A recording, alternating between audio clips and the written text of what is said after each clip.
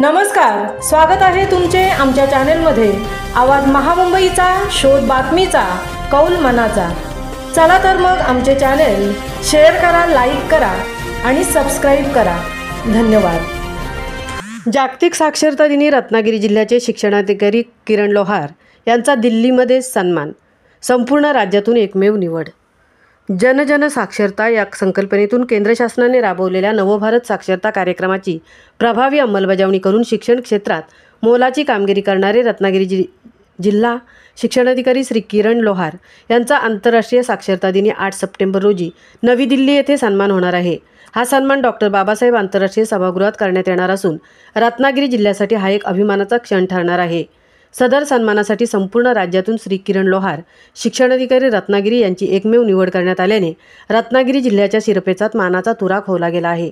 यापूर्वीही त्यांच्या उत्कृष्ट कार्याची दखल घेत महाराष्ट्र शासनाच्या वतीने तत्कालीन शिक्षण मंत्री नामदार दीपक केसरकर यांच्या हस्ते त्यांना गौरवण्यात आले होते। श्री लोहार यांनी पदभार स्वीकारल्यानंतर जिल्ह्यातील प्रलंबित कामांचा वेगाने निपटारा सुरू केला असून शिक्षण विभागाचे प्रशासन अधिक गतिमान व पारदर्शक पद्धतीने राबवले जात आहे। सर्व शैक्षणिक घटकांना समान न्याय मिळेल असा विश्वास त्यांनी माध्यमांशी बोलताना व्यक्त केला। त्यांच्या या कार्यतत्पर व अष्टपैलू नेतृत्वामुळे जिल्ह्यातील शिक्षक, समाज माध्यमे तसेच राजकीय क्षेत्रातून त्यांच्यावर अभिनंदनाचा वर्षाव होत आहे। शिक्षण संघाचे राज्य कार्याध्यक्ष संतोष कदम, रत्नागिरी जिल्हाध्यक्ष अजय गराटे, सचिव संतोष रावणंग, कार्याध्यक्ष मंगेशकर अंगद अंबुज, NPS जिल्हाध्यक्ष आनंद रोहे, महिला जिल्हाध्यक्षा मनीषा कोलते या सर्वांनी लोहार यांचे अभिनंदन केले आहे।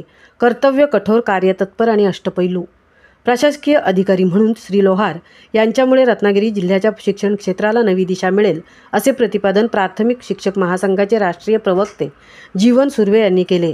रत्नागिरीच्या शैक्षणिक प्रगतीला नवे बळ व प्रेरणा देणारा हा सन्मान ठरणार आहे अशी अपेक्षा व्यक्त होत आहे। आवाज महामुंबईचा चॅनेलसाठी मिलिंद खारपाटीलसह तृप्ती भोईर, रत्नागिरी।